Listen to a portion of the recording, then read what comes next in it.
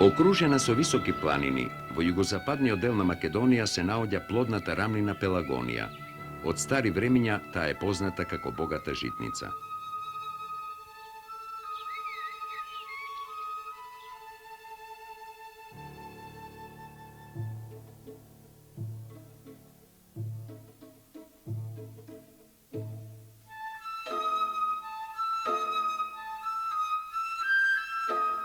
Од северозападната страна на рамнината се спуштаат огранците на планината Бабуна, кои по своите геоморфолошки форми представуваат живописни и атрактивни природни предели, поради што се ставени под заштита како ретки споменици на природата. Формациите од карпи со невообичаени форми, натрупани едни до други, прават целини кои имаат своји називи и карактеристики.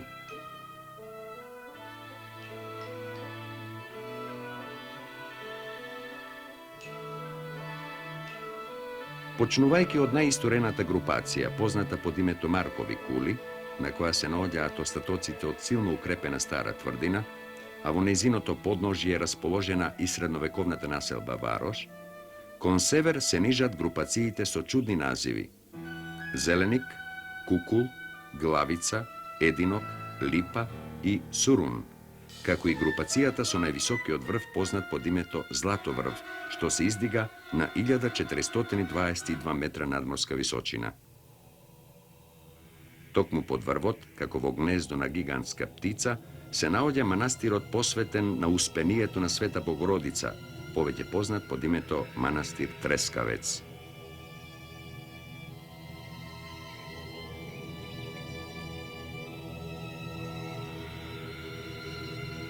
На пат кон манастирот, постепено совладувајќи ги височините, вчудовидени застануваме пред глетките што се отвораат пред нас.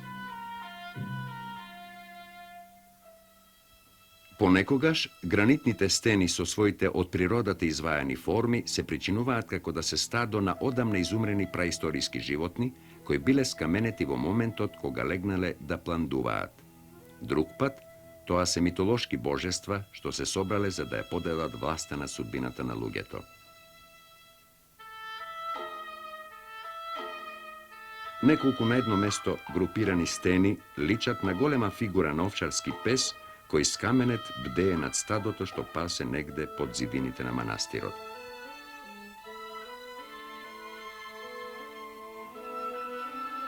Така, застанувајќи од место на место, наидуваме и на посебните белези што монасите ги оставиле врз камените блокови, често во посебни издлабени ниши.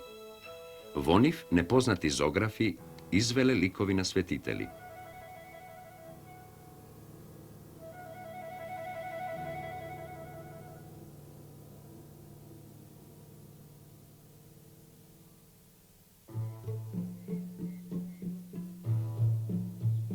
Меѓу најинтересните спаѓа насликаниот лик на Света Богородица, кој потекнува од поново време.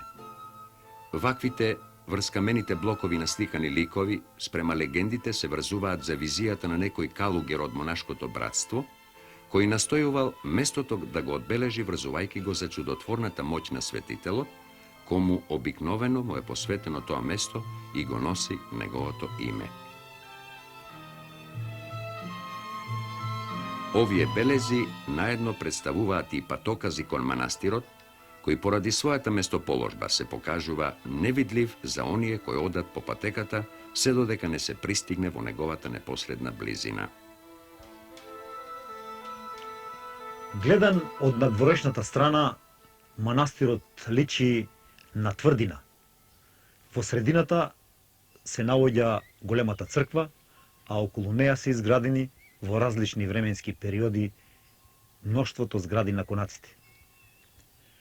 Овие згради потекнуваат воглавном од 19. век, после големиот пожар што настанал во 1866 година. Но меѓу нив има и такви кои што потекнуваат од времето на зидањето на некои делови на црквата. Најстара зграда секако е старата трпезарија, за која што се смета дека настанала во 14. век. Обновата на манастирот Трескавец во 15. век секако е врзана за новиот однос што турските власти во овој период го имаат кон манастирот.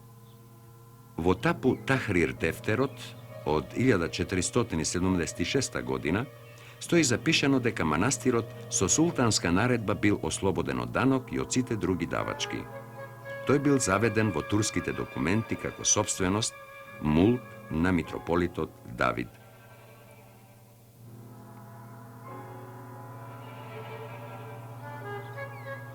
Влезот во манастирскиот двор се наоѓа од западната страна. Тој представува висока камбанарија на 2 спрата, која што го затвора просторот помеѓу зградите на конаците.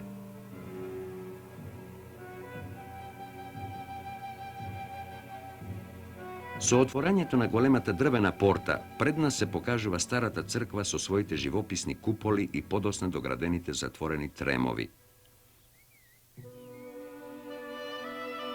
Веднаш паѓа во очи дека со калдрма посланиот двор има неколку нивои што ја следат конфигурацијата на теренот. Наместа, природната карпа го покрива дворот, давајќи му посебна убавина и колорит.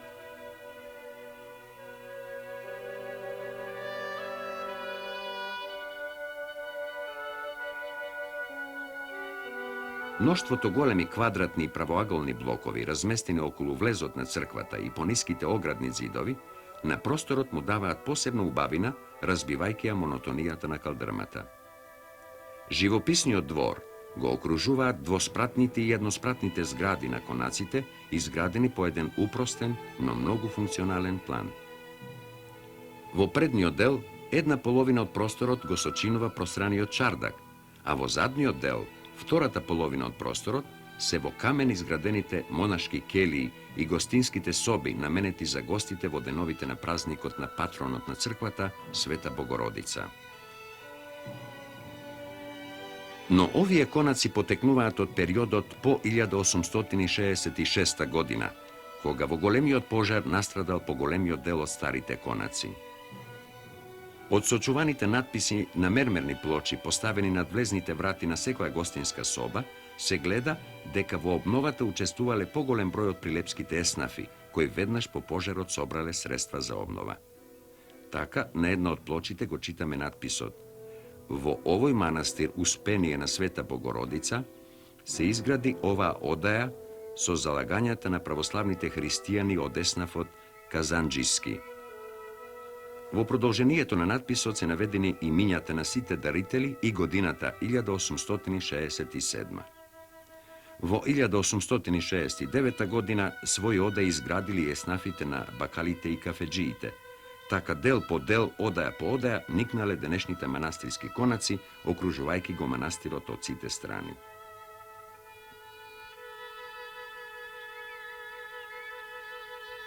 Чудесната симбиоза на разиграните карпи и меѓу нив вклештените конаци со кровови покриени со камени плочи се надополнува со зградата на старата црква настаната низ еден подолг период, почнувајќи од крајот на 13-тиот век.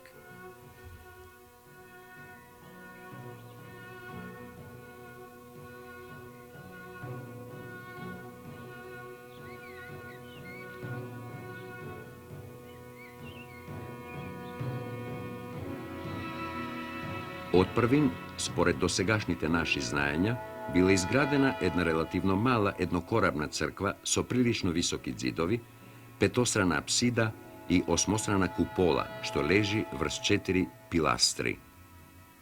Во зидањето е употребен притесан камен и цигли, со кои се изведувани венците над апсидата, луковите, како и куполата во целина. Од грамотите, издадени од српскиот крал Душан во 1335-1337 година, може да се види дека добил отпрвин во дар 17 села и селишта, а потоа таа бројка се покачила на 29 села и селишта, што покажува дека богатството на манастирот во овој период бргу нараснало. Ова не могло а да не се одрази и врз градежната и уметничката дејност. Црквата била проширена со нови простори од јужната, западната и северната страна. Така покрај едната голема се појавиле уште 3 помали куполи ѕидани од ист материјал, кршен камен и цигли. Меѓутоа, Иако доградбите значително го зголемиле просторот на храмот, тие не допринеле за неговата внатрешна хармоничност.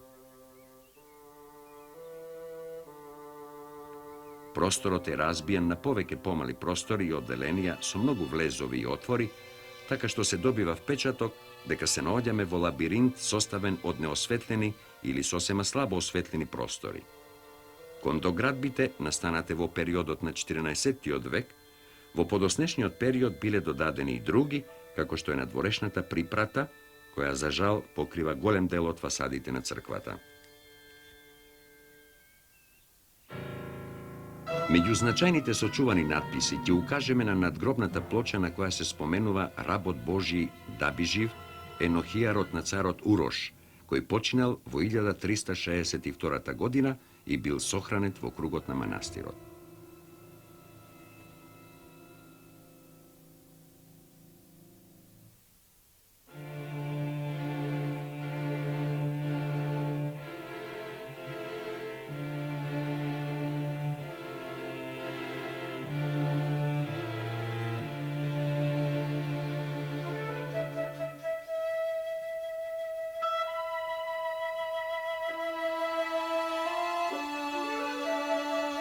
Влегувајќи во внатрешноста на црквата, над влезната врата забележуваме надпис во кој се споменуваат византискиот император Андроник II Палеолог и неговиот син и совладар Михаил IX.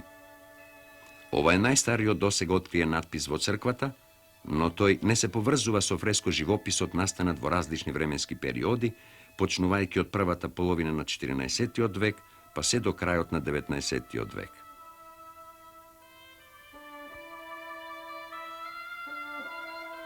Разгледувајќи ја внатрешноста на оваа црква, ни станува јасно дека низ вековите овде се наталожиле дела кои што значат многу за во развојот на средновековната македонска уметност.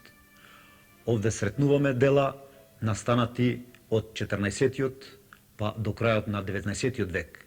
Дури имаме и слики кои што настанале во 20-тиот век.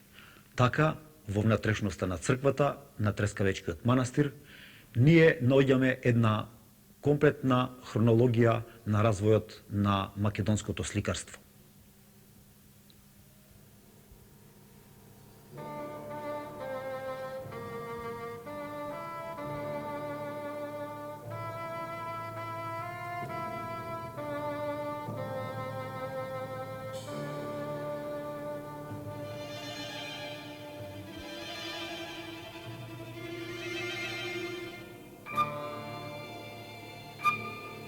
Неоспорно, најстари и најзначајни се ликовите насликани на јужниот зид на оваа црква.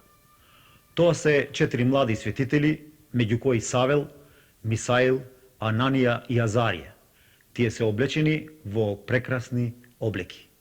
Непознатите зографи на овој живопис, кои што работеле кон 40 години на 14 век, покажуваат изворедно познавање на зографскиот занает, а воедно представуваат и најзначени имиња меѓу зографите од овој период.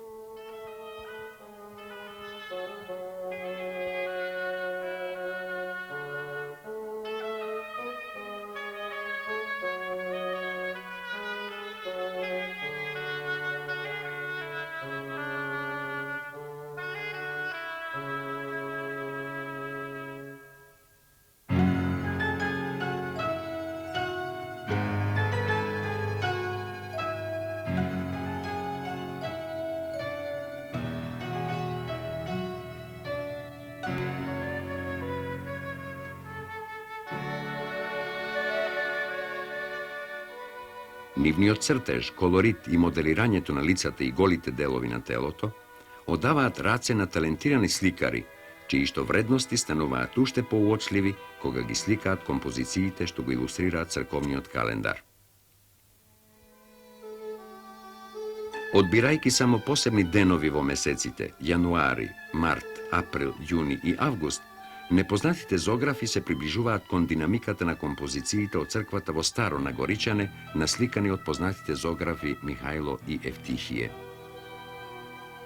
Покрај светителите прикажани во цел раст, меѓу кои свети Ксенофон, свети Јован Златоуст, свети Ефрем Сирски, свети Игнатий, архиепископот Антиохиски. Тие сликаат и сцени што го илустрираат животот и страдањата на познатите маченици, меѓу кои на апостолот и евангелистот Марко, кого по еден карпес терен, полугол, целиот раскрвавен, врзан за нозете со јаже, го влечат два джелата или на 10 други маченици фрлени во огон.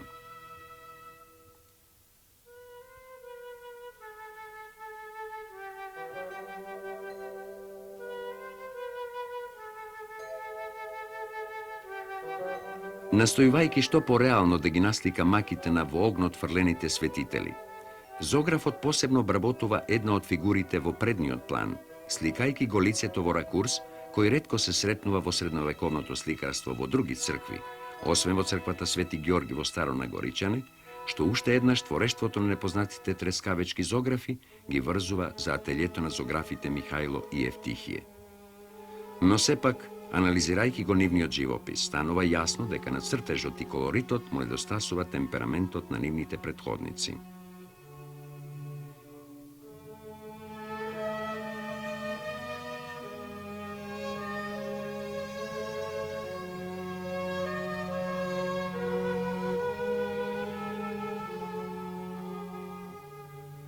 Дваесетина години подосна, кон 50-тите години на 14-тиот век, во Трескавечкиот манастир пристигнала тајфа зографи на кои им било доверено сликањето фрески што се наоѓаат на јужната и на западната фасада на црквата.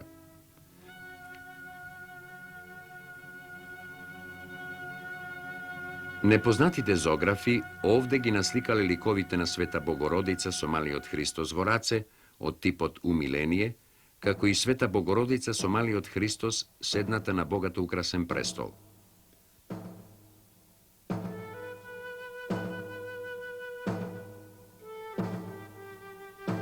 Седнат на престол со растворена книга во рацете е насликан и Исус Христос, кон кого привоѓаат Свети Јован Претеча и Свети Јован Златоуст.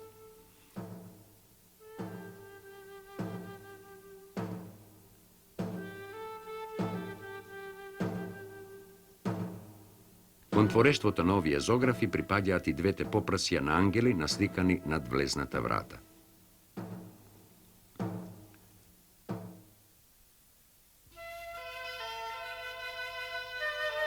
Творештвото на непознатите зографи, како по својот цртеж, така и по својот колорит, се покажува блиско до сликарството на црквата Света Богородица Захумска, денес позната под името манастир Заум на Охридското езеро.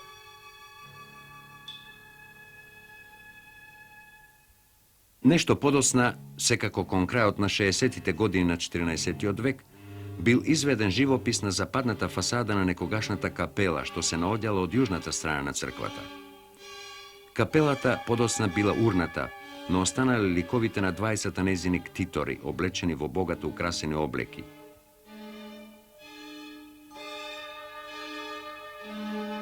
Ктиторот во рацете држи макетата на капелата, а неговата жена во став на адорација покажува кон неа.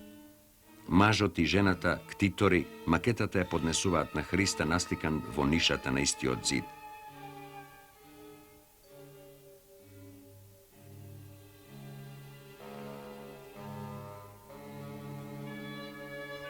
Меѓу ликовите насликани во црквата го наоѓаме и ликот на српскиот цар Душан, кој дал средства за обновување на манастирот, подарувајќи му мноштво имоти, меѓу нив села и друг недвижен имот. Немирните времиња за земањето на Македонија од страна на османските турци тешко се одразиле врз творештвото на сликарите. Но сепак некој од нив наоѓале работа во поголемите манастири, сликајќи по некој лик на светител, како што случило во 1430 година, кога непознат сликар над влезот на вратата од јужната страна, во нишата го насликал ликот на Света Богородица со Христа од типот умиление. богатите ктитори веќе ги нема.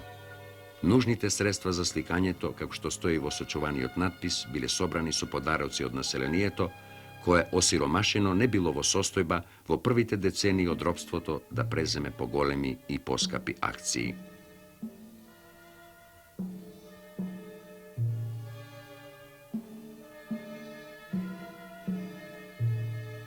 Подоцна, кон крајот на овој век, меѓутоа, биле преземени и пообсежни поправки, а со тоа и сликање на нов живопис во црквата на Трескавечкиот манастир.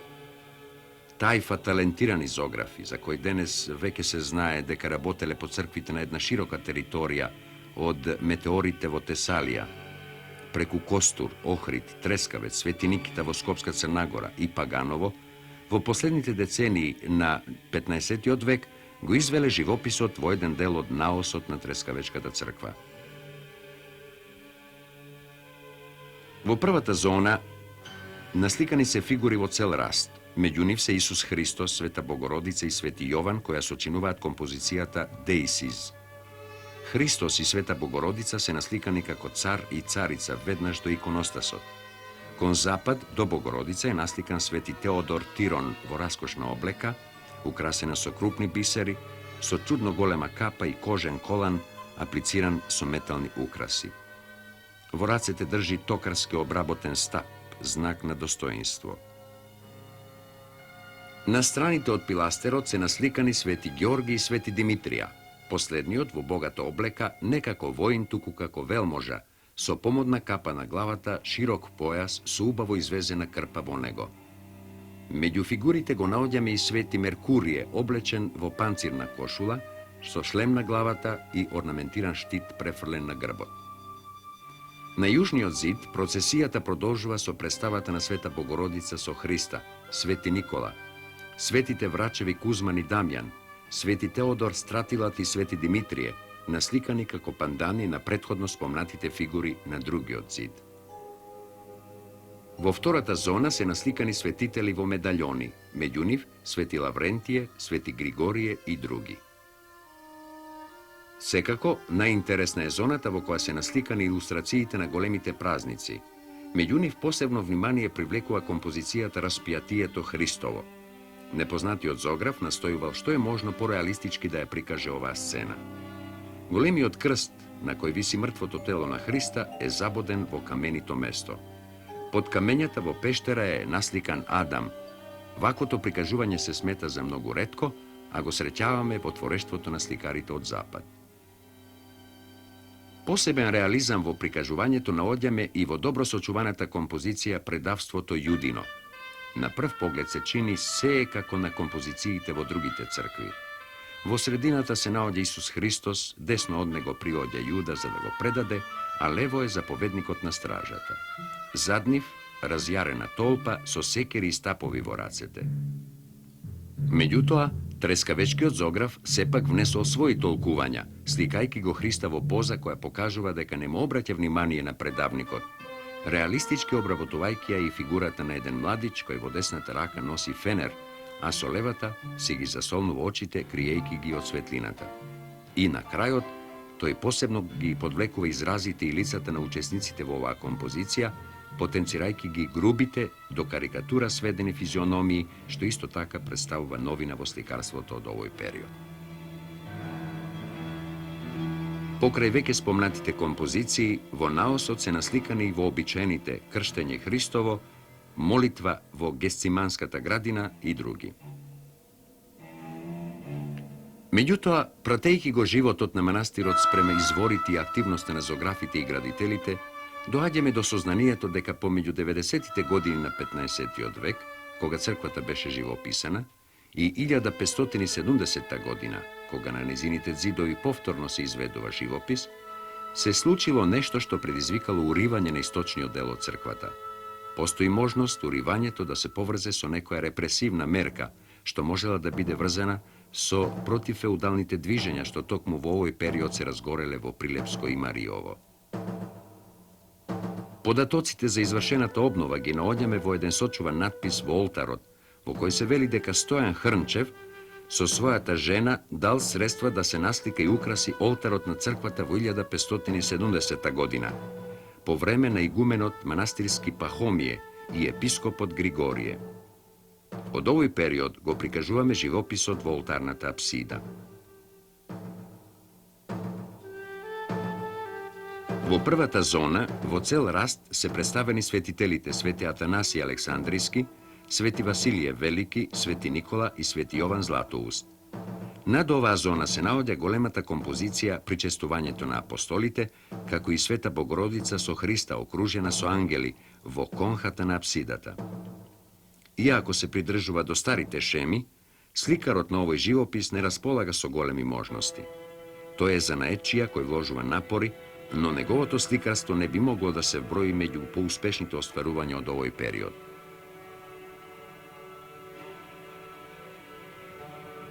Но најповеќе трагови во периодот на 19. век оставил крушевскиот зограф Михајло Зиси. Во 1842 година, во нартексот и калотата на куполата, тој извел неколку значајни композиции, меѓу кои Света Троица, Соборот на архангелите, О тебе радуеца благодатнаја, Осветување на храмот, Рајската градина и други. Михаил Зограф спаѓа меѓу најталентираните зографи кои што работеле во 19. век во Македонија.